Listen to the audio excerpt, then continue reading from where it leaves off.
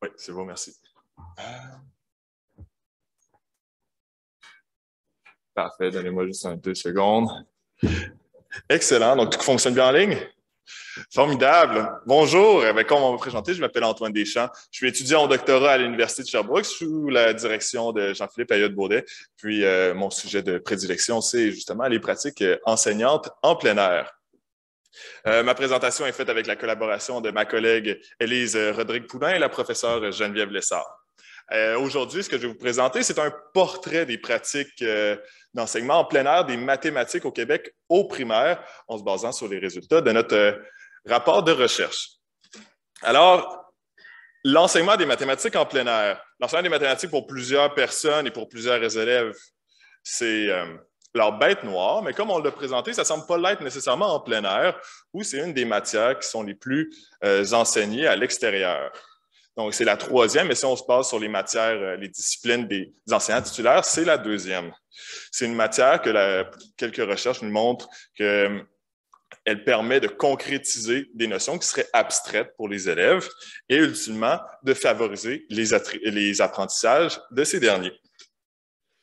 Mais tout de même, il y a encore peu de recherches qui s'est tournée sur les pratiques enseignantes, donc sur comment est-ce que les personnes enseignent les mathématiques à l'extérieur.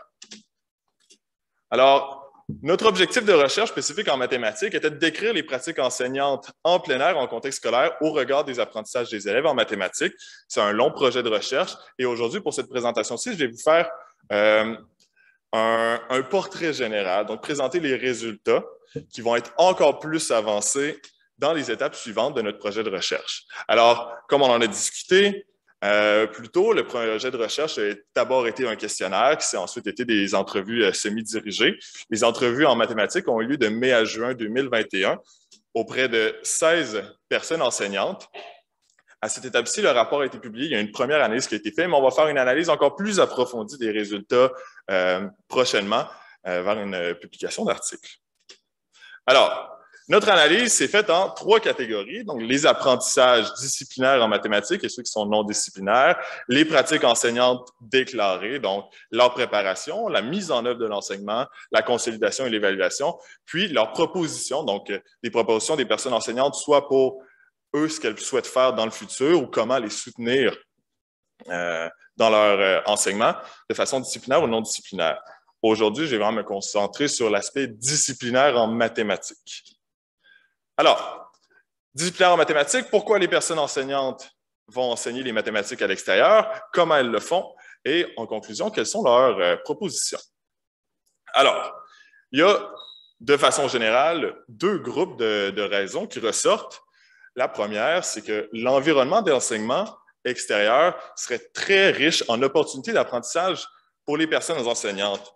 Une personne enseignante au premier cycle ici nous raconte que dès qu'elle sort à l'extérieur, elle voit énormément d'opportunités pour couvrir l'entièreté de son programme de mathématiques. Donc, que juste en sortant, comme on a parlé au préscolaire, on peut avoir des opportunités qui sont inattendues ou même des opportunités qui sont préparées pour pratiquer le dénombrement, des nombres pairs et impairs en se basant sur les copeaux de bois qui peuvent être en dessous du module de la cour d'école, les nombres croissants, décroissants en faisant des ordres avec des feuilles ou en trouvant des formes géométriques partout autour dans le quartier.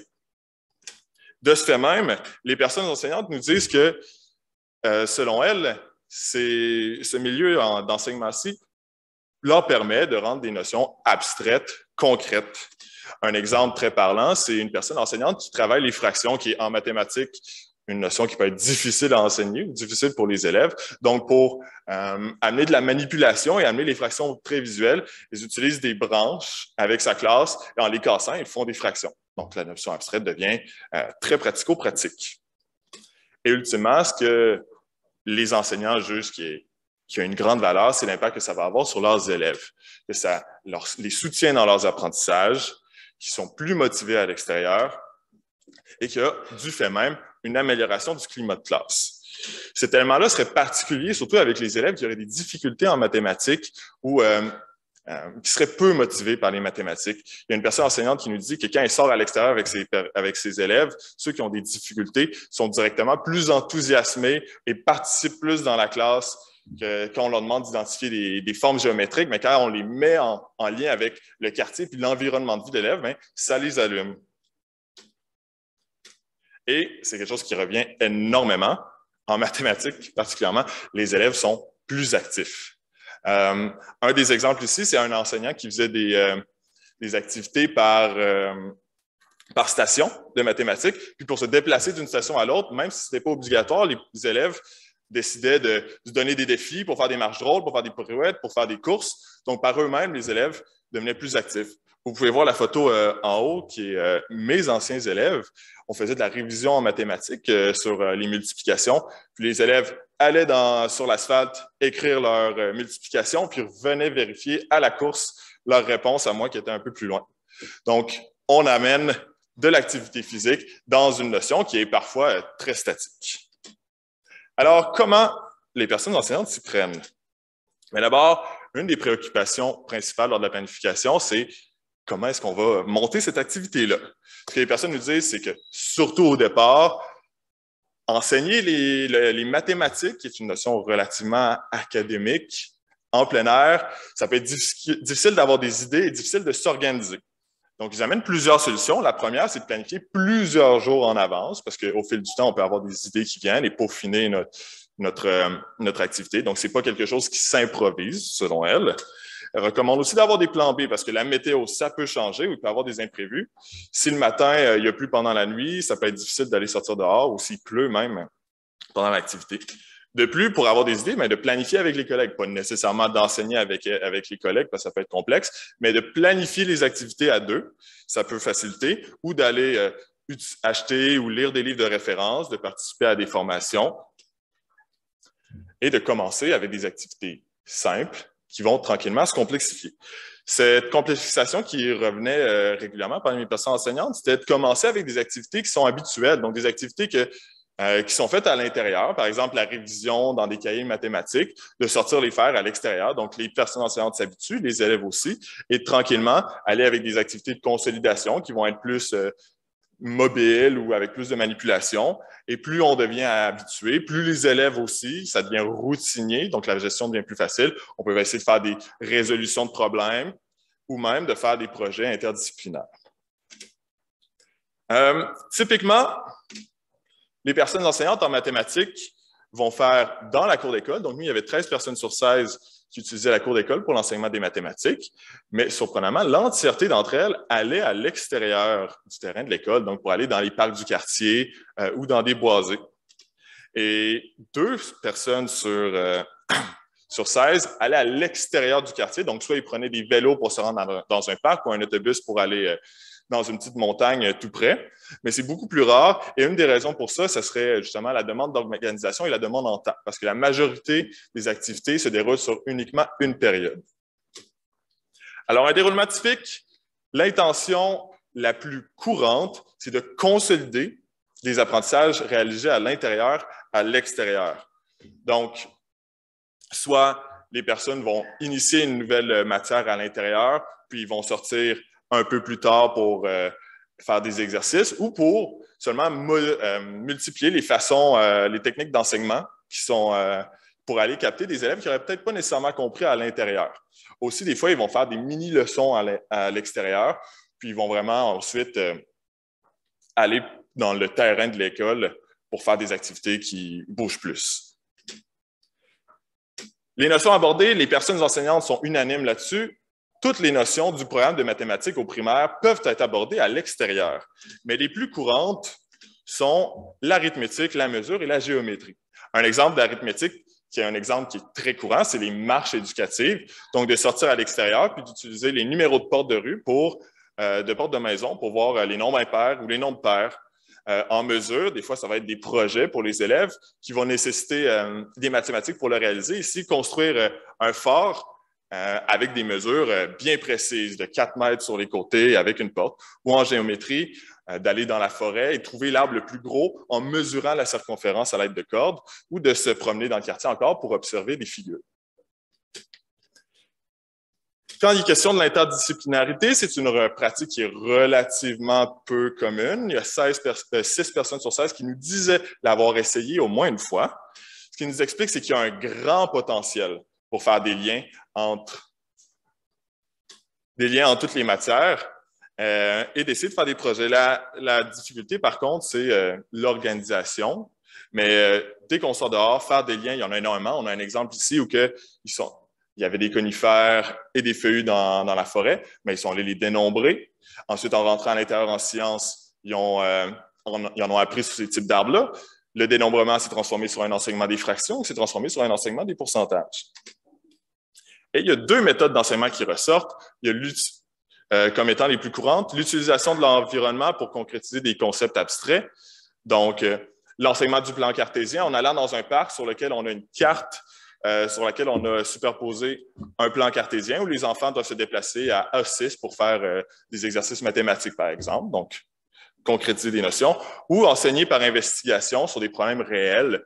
Donc, des projets que les enseignants vont avoir avec leur classe, par exemple, s'occuper d'un jardin, mais il faut trouver combien de paillis on a besoin pour trouver le prix, mais il faut mesurer la surface qui doit être couverte de paillis. Finalement, l'évaluation la plus fréquente de loin, l'évaluation formative, qui va être souvent faite de façon par observation. Ça va généralement être les compétences raisonnées ou communiquées qui vont être le plus évaluées. Et ça va être parfois de façon fort informelle, donc de demander à l'élève est-ce que tu peux me trouver tel polygone? Si l'élève le trouve, l'enseignant sait que l'élève a compris. Ou des fois de façon beaucoup plus structurée, avec des grilles d'évaluation et même des vidéos, qui nous amène à l'évaluation sommative, qui, quoi qu'il est plus rare, est quand même présente. La difficulté, c'est l'organisation. De la même que pour évaluer la compétence résoudre des situations de problème, parce que accumuler des traces est plus difficile à l'extérieur. L'évaluation peut prendre plusieurs périodes. Donc, s'il y a une récréation, ça peut être difficile avec le matériel. Et du même fait, c'est l'organisation qui rend la tâche difficile. Alors, quelles sont les suggestions de nos personnes enseignantes? Bien, les personnes enseignantes souhaitent explorer de manière plus poussée les résolutions de problèmes à l'extérieur, de façon plus spécifique, l'évaluation sommative. Donc, elles y voient un potentiel et, avec plus d'expérience, elles souhaitent le réaliser. Et, ultimement, comme on l'a dit, ils voient un très grand potentiel dans l'enseignement interdisciplinaire. C'est la complexité qui les limite en ce moment, mais plus elle devient expérimentée, plus elle le souhaite, justement, pour la richesse que cela peut avoir. Alors, basé sur notre analyse à ce point-ci, on a trouvé plusieurs objectifs de recherche qui pourraient être pertinents pour ces personnes enseignantes. Par exemple, on a vu que selon le cycle d'enseignement, que ce soit le premier, le deuxième ou le troisième, les pratiques se modifient énormément, ce qui est tout à fait raisonnable à cause que les difficultés des contextes varient énormément. Donc, de décrire c'est quoi ces différentes pratiques selon le contexte de l'âge des élèves serait très pertinente pour soutenir selon les niveaux. Du même fait, les enseignants nous ramenaient énormément l'effet sur les élèves avec des difficultés en mathématiques, mais d'essayer de mesurer cet effet-là serait pertinent. Tout de même, et tout aussi de décrire les pratiques exemplaires pour la résolution de problèmes ou les projets interdisciplinaires en mathématiques à l'extérieur pourraient permettre de soutenir les personnes enseignantes dans leur pratique. Alors, en conclusion, l'enseignement des mathématiques en plein air est considéré comme étant riche en opportunités pour les personnes enseignantes et qui favorise l'apprentissage de leurs élèves. Tout peut être enseigné à l'extérieur, mais en ce moment, ce qui est le plus fréquemment enseigné, c'est l'arithmétique, la mesure et la géométrie. Que les méthodes d'enseignement que les personnes enseignantes utilisent le plus, c'est concrétiser des notions abstraites ou la résolution de problèmes réels à l'extérieur.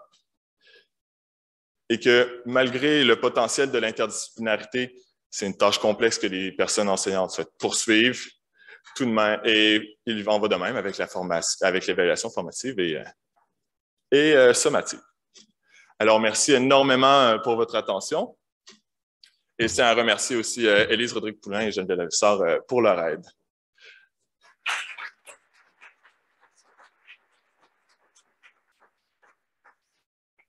Merci encore pour cette présentation. Donc, j'ai écouté une personne qui veut poser des questions à prendre le micro pour poser leurs questions. On peut leur j'avais posé des questions pour faciliter l'échange à la fin de la question. On répond tout ça. Bonjour, merci pour la présentation. Tu as parlé des 3 des 5 dernières années, ça donne que je m'intéresse particulièrement aux deux autres. J'aimerais savoir si j'ai l'impression que réponse va être cool. J'ai des exemples qui sont sortis en lien avec ces deux domaines-là. Parce qu'on dit que les centres pourraient être abordés, mais les exemples que tu as présentés, c'était en lien avec ça. Donc, on me demande, est-ce que j'ai des exemples de pratiques d'enseignantes pas en arithmétique, en probabilité et en statistique. Donc, le premier exemple qui est revenu souvent, c'est de travailler les statistiques avec les voitures qui passent à l'extérieur. Donc, selon la couleur des voitures. Ça, c'en est un premier. Ils vont utiliser les statistiques selon les sortes d'arbres à l'extérieur, selon les animaux qu'ils voient. Donc, ils vont utiliser l'environnement pour un peu le dénombrer et faire des statistiques par rapport à lui. C'est ce que j'ai observé de plus courant. Ça fait plaisir. Si vous avez des questions en ligne, n'hésitez pas à lever la main. Je vais vous nommer, vous aurez qu'à enlever votre mute et poser votre question.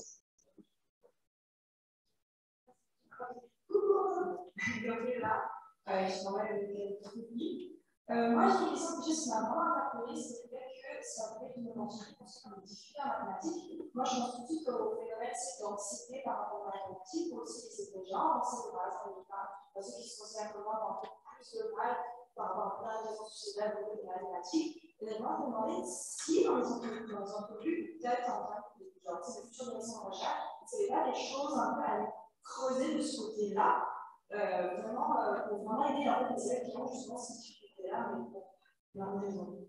Donc, voilà. Donc, on me demande qu'est-ce qu'il y aurait à creuser comme recherche pour les élèves qui ont des difficultés en mathématiques par rapport à l'utilisation du plein air. Bien, je suis totalement d'accord. Ça semble être aussi quelque chose que les personnes enseignantes ont à cœur. Mais déjà, de décrire les effets que ça a sur ces élèves-là, mais aussi d'essayer de cibler c'est quoi les pratiques qui permettent de favoriser. Donc, pourquoi l'enseignement en plein air aide ces élèves-là en particulier, ce serait absolument pertinent. Et si quelqu'un a envie de se faire un projet de doctorat ou de maîtrise, je connais personne qui le fait en ce moment. Gâtez-vous. Merci.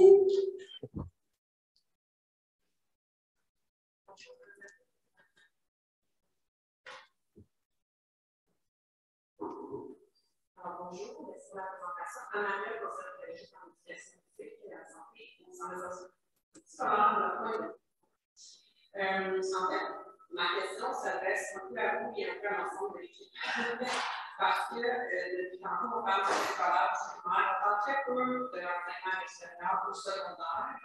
Et pourtant, on sent nos jeunes qui vivent la démotivation au secondaire pour les engagements peu importe la discipline. Alors, je me demandais, est-ce qu'il y a des projets de recherche ou juste par les mathématiques, est-ce qu'on a pensé à des rapprochements pour que les gens secondaires puissent venir voir ce qui se fait au primaire? Parce que c'est très potentiel, mais je présume que ça l'est aussi pour le secondaire. Fait que je sais que je n'ai pas vu ça dans vos possibilités de futures recherches non plus, d'aborder l'aspect du secondaire, mais est-ce que c'est une préoccupation aussi de l'équipe? Qu'est-ce qu'on peut amener peut-être des pistes de solutions? Parce que l'éducation est très préoccupante pour l'enseignement secondaire. Donc, on me demande s'il y a des pistes de recherche ou des pistes de solutions pour aider à soutenir la pratique de l'enseignement à l'extérieur, au secondaire. Alors déjà, moi, vous touchez une corde sensible pour moi. C'est quelque chose que je trouve hyper pertinent, surtout qu'il y a tellement de potentiel au secondaire, surtout si on s'imagine des projets interdisciplinaires entre les groupes à cet âge-là. Outre l'intérêt des élèves et des personnes enseignantes, à leur âge, ça permet de faire des projets réels, vraiment basés dans le contexte, et c'est formidable. Personnellement, dans mes propres recherches au doctorat, c'est quelque chose que j'envisage. Il y a moins de recherches qui s'intéressent sur le secondaire parce que c'est une pratique qui est un peu moins courante encore qu'au secondaire. Nous, dans notre projet de recherche, ça a été pour des questions méthodologiques, on s'est concentré sur le primaire. Mais ultimement, je suis totalement d'accord avec vous et c'est quelque chose que, dans mes propres recherches, je souhaite faire. Mais pour l'instant, je sais qu'il y a quelques recherches qui existent. Il y en a une sur des élèves d'âge secondaire dans les pays scandinaves qui a été faite pour décrire en biologie et en mathématiques, si je ne me trompe pas. On pourrait en discuter, puis je pourrais en discuter avec vous plus tard après la présentation. C'est un plaisir. Alors, je m'appelle Nathalie, je suis enseignante en droit scientifique à la Commission scolaire de et dans le banc. Ma question, c'est est-ce qu'il existe une plateforme ou un site où on pourrait partager en même temps que nous, on puisse partager avec toi justement ce qu'on fait avec nos élèves. Donc, on peut s'échanger des idées. Oui, mais Oh, pardon, je vais dire la question. Est-ce qu'il existe un site ressource où on peut partager des idées d'enseignement des mathématiques à l'extérieur? Donc, oui, il existe le site Enseigner dehors où tout le monde peut partager leurs activités et qui soit publié. C'est aussi une ressource pour chaque discipline avec des activités réelles faites par des enseignantes et publiées par des personnes enseignantes pour les niveaux du préscolaire au secondaire. En ce moment, c'est bien le bon site quand je dis Enseigner dehors? Oui. En ce moment, je crois que c'est la ressource la plus utile pour partager puis échanger sur ce sujet. Et c'est très bien fait. Ils ont fait un beau travail, cette équipe. Ça fait plaisir. Donc, merci encore à tous.